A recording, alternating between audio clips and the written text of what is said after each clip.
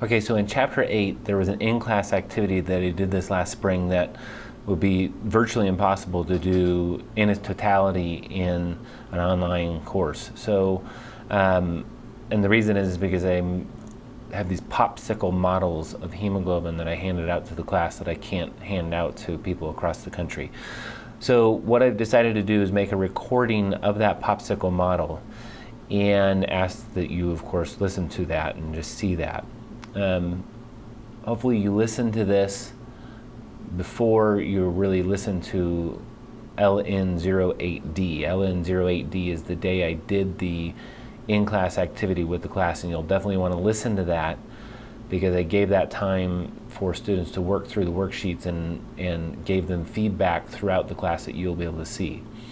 So I just want to use this recording to just show you the model and then ask that you listen to LN08D while you do the worksheet. Okay, so on the worksheet though, it's gonna describe this model to you. And I've cut off my face on purpose so you can focus on the model. It's a little bit weird, you can see my chin, but anyway. So here's the model, and you see here there's this stick 1 right here, stick 2 right here, and then there's these other sticks, and they're connected to each other by these gold, pins essentially. And then you've got this paper clip here, and the paper clip is in contact with stick 2 and it's clipped to stick 1. And it's kind of, hopefully you can see that. What would be the best way for me to turn that? Oops, there we go. You can see kind of the side of that, okay? All right, so there's that paper clip contacting stick 2 there, and then you got this rubber band on it, okay? And then I asked students essentially, and I'll pull this back a little bit here so you can see this.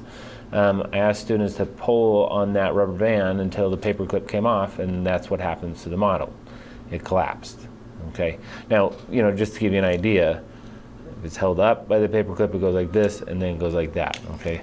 So that's what the exercise 1 was of that in-class activity. Again, I'll kind of show you this. I have to get this set up right. It's not the easiest thing to get set up right. There we go. Pull that, and then there's this change in the shape of the sticks, if you will, or the model of hemoglobin. Now, the next portion of that, okay, and about halfway through the class, I asked the class to go to the next portion of that. They were meant to take their paper clip, okay, and there's a picture of this in the worksheet, but they're meant to take their paper clip and essentially do this to it. Bend it like that, okay? And so then they would come back to this and they would attempt to put the paper clip back on there, but as you might be able to recognize here, and go like this. Oops, I don't want my rubber band to fall off because that's not part of the exercise. Okay, but as you see here, it's very difficult to get that rubber band ever, or to get that paper clip ever to actually clip. Okay, it just is constantly kind of off. Okay, and so that's what they're learning here, and you can kind of see that here. It just doesn't really clip onto this. Okay, and so what really you get down to is this, that in this bent paper clip or this mutated form, you're always going to have this conformation, okay? Because I can't clip it like the first one and hold it in place, okay? It just can't happen, okay? All right, so hopefully that helps you out understanding that in-class activity. I know it's not as hands-on for you. If you really want to make something like this, you can.